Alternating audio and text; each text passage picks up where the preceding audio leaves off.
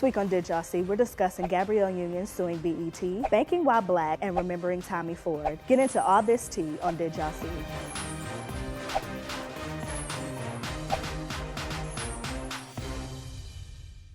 Hello and welcome to another episode of Did Y'all See? We are one person short because Veronica is celebrating her birthday. Happy birthday, boo. But we still have as many topics, so we're gonna jump right into it, starting with Gabrielle Union. Did y'all see that Gabby is suing BET, the network behind Being Mary Jane, for breach of contract? So basically, Gabrielle was hesitant to join Being Mary Jane because she didn't want to commit to a TV series because she was a movie star, you know, at that point. And so she got a contract that would ensure that she wouldn't have to do more than 13 episodes, but she would still be paid for that amount even if there weren't 13 episodes. So season 1 was 8 episodes, she got 13 episodes worth of money. 12 episodes for season 2, 13 episodes worth of money. Nevertheless, this time around, they taped 20 episodes, which were supposed to be season 4 and 5, but they're putting them into one season. And that means she's not gonna get the pay raise that she's supposed to get with every season. She gets $150,000 per episode now. Season 5, she's supposed to get $165,000 per episode. And so she now wants $3 million. What y'all think about that? You're working. And I mean, like, if anyone has visited a movie or television set, it's not like, we're just here, you know, acting or doing whatever. It's a lot of work that goes into it, especially if you're on your feet all day. And since obviously acting is a part of like your bodily craft, like that becomes exhausting. So give the girl her money. Super shady. Yeah, I mean, I'm kind of like conflicted in different ways because I feel like I know that she went for Scandal and initially, and Scandal is how many, like 20-something episodes? Girl, so what were you gonna do? The story that never ends. Right, so what was you gonna do? Her saying like, I didn't want to commit to this many episodes because I'm a movie star. Like I was telling you, I just feel like, I mean, not really. I mean, I love Gabrielle Union, but she hasn't had a lead role in since Deliver Us from Eva. And so I think she knows that she spent a lot of time at the Heat game. But at the same time, I do think they should go by the contract. I don't think they should try to pull all these things out of her for just the flat rate of money. And I worry because I feel like this is kind of what BET does. I feel like they get these great shows and opportunities, and especially with like Marbach Akil stuff, it's like they just kind of like tear it up. I really like Being Mary Jane, so I hope they can work on it because I would hate for it to be like, now she don't want to do the show anymore because they said that she waited for them to start filming so that she could do this little lawsuit and have this boycott so that, you know, like if y'all don't pay me, I'm not working. Right. And that scares me because I love the show. And they just started filming last month, so it can't be that many episodes. What y'all think about Gabrielle Union suing BET? Do they owe her money? Should they pay up ASAP? Let us know in the comment section. So for this week's What Would You Do, we are talking about the struggle of banking while black. Did y'all see the story of Trish Doolin, a black woman who's an architect? Just moved to the Seattle area, Kirkland, and she went into Key Bank to cash her paycheck. And in the process, she was told that her funds would be held. And she didn't even understand that part, but it was just like, okay, well, that's just what it's gonna be, I'll leave. She leaves, and the bank calls her back and says there's a problem with her check. She needs to come back and verify some things. She said that she came back to the bank. By the time she got into the cubicle with a bank teller, they had her job pulled up on the computer screen, her company's website pulled up. And they started asking her questions, like about how long she'd worked at the company. Basically said there was an issue. They called HR at her job to verify whether she was an actual employee, and no one answered. And so she still wasn't able to correctly deposit her funds. She called back to the bank later, and they told her that this is what happens when your bank account hasn't been open for 30 days. Hers had been open for 29. The woman eventually let her deposit the funds since she was only a day short. But she also told the woman, I assure you that the man that you worked with was not racist, and I'm sorry that you're having a bad day. You should go get a drink or something. And that's when Trish pretty much lost it and posted her debacle on Facebook. So what do you all think about that situation, and what would you have done? So I don't know what I have done, what I would have done, because we all know I tend to black out in incidents like at Trader Joe's. So I think I would have to call my mom to help guide me. And this sounds really bad because I'm 27, but I really tend to black out when situations like this arise, and I don't need to further give them a reason to withhold their money or make me, not be in the line for Trader Joe's, so. Yeah, I mean, I understand like fraud is a big issue and you want to do, I mean, they even have the things at the beauty supply to check that your $20, that your money is real, like the actual machine, like, nah, that ain't real. And so, I mean, I get it, but I think it just seems very extreme. For my job, like, I would have made a fuss, definitely. I probably would have made a fuss in the place. I wouldn't even go on Facebook. I'd just been like, this is fucking racist. I probably would have had to get like drug out. Because I too have blacked out in my own moments. I'm not proud of it, but I'm not necessarily ashamed.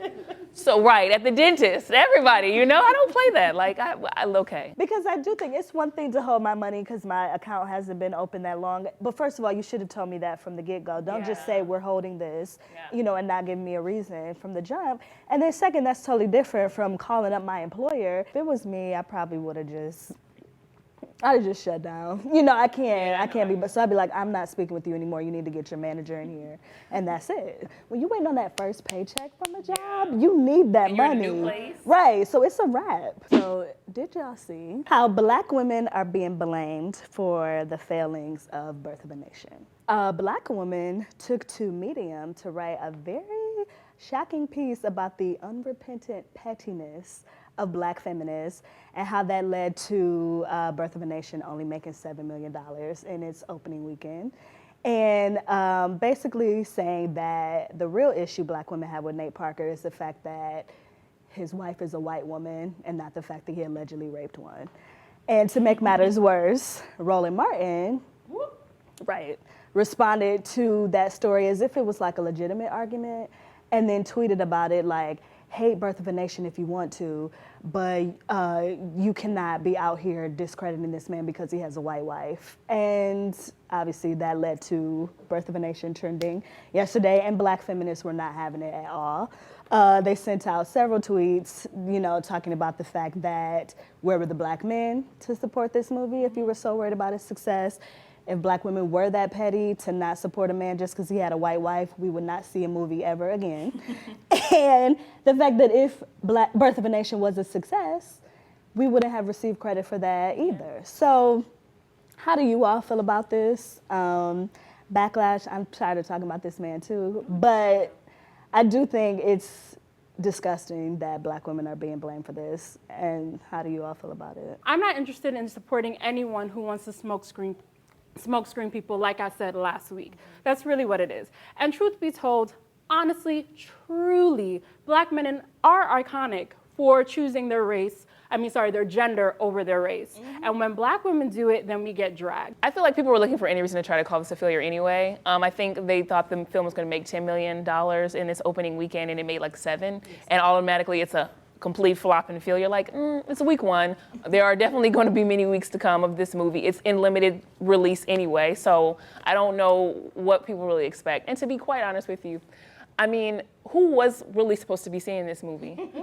Like, for real, white folks wasn't going to go see it. Like, and they're the larger group of people who go to the movies. Exactly. So you think they were going to go see Birth of a Nation? So if you wanted to go see Birth of a Nation, that's great for you. I think this is exactly the fact that Black women can be more criticized for even raising questions about this man than a man whose actions led to someone else's death and a violation. And the questions. Speaks exactly to why Black women said, fuck this shit when it came to this movie. And even that is some Black women, because the receipts are that 60% of moviegoers that went to see the movie were Black, and the majority were women. So Black women still blindly follow this man, and we can speak to this ourselves. Some of the most disgusting comments that have been made have been from Black women criticizing other Black women for choosing not to support this man who cares nothing about you. And that's problematic, that we would turn on ourselves before we even try to hold this man accountable. And that's a problem. Tell us how you feel about Black women being blamed for Birth of a Nation not having the opening that was expected. So for this week's What You Watching, we've been tuning in to Issa Rae's Insecure, which just debuted on HBO on Sunday, and it is everything. I don't know what you guys have been tuned into, but you really need to check it out, because what I personally love about the show is that it shows the perspective of a group of women who really don't get much play on TV, and that's young Black women in their 20s. And it's just a nice mixture of the struggle of dating, the struggle of being in relationships with men who are not really on your level, and just, what happens when your pussy's broken. Which is, you gotta watch it to understand. But it's such a funny show. Issa Rae, the writing is great. The way it's shot is beautiful as well. It's just very funny without having to try too hard. So if you haven't had the chance, make sure you check out Insecure. It comes on Sundays at 10 o'clock. Yeah, on 10 o'clock. At 10 o'clock on HBO, and you would love it, I promise, because it's great. I don't know what you're watching, but you need to be watching Insecure. So for this week's We See You, we are giving a big congratulations and shout out to Miss Janet Jackson, If You're Nasty, because her womb is oh so full. She presented her lovely belly in People magazine, and Janet is actually talking about keeping a low profile so this pregnancy can go as smoothly as possible. And I really think it's amazing because, the doctor always says that you can't do something, but look what Lord does when he provides for you and your family. So many, many blessings to her, and hopefully this inspires other women who have fertility problems or who've just given up to try one more time. And trying is fun. But this week, we also want to take a moment to recognize Tommy Michael Ford, who we loved as Tommy Strong on Martin. He passed away this week at the age of 52 from a ruptured stomach aneurysm, which is very sad. And Martin and Cole showed their love for him. Martin talked about the fact that they were brothers long before they even were on the show together, and that, he loves him. Cole obviously sending his condolences out for him. And I personally watched Martin last night. So cliche, but I had to pop in my DVDs.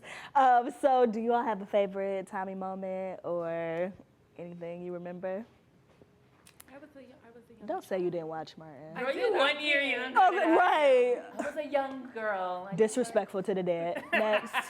Right. I like so many. I like the episode where he was on the stand when Martin had that ticket, the get the draws moment, what GTD stood for. And I also liked when he was trying to do the modeling for a charity, and they thought Martin and Gina thought he was stripping or something. They thought he was out here caught up. And I just thought he brought a nice, sensible charm to the group, because Cole was stupid and then Martin was a hothead, and he just seemed like he had his mind right. And so, I'm just sad. Martin, I love Martin. I own the DVDs, so it's sad, We hope you enjoyed this episode of Did Y'all See? And we also have noticed that we're still not at 100,000 subscribers, so we need you to share and subscribe so we can get to 100K by the end of this month. And also make sure you head over to MadameNoire.com to keep the conversation going.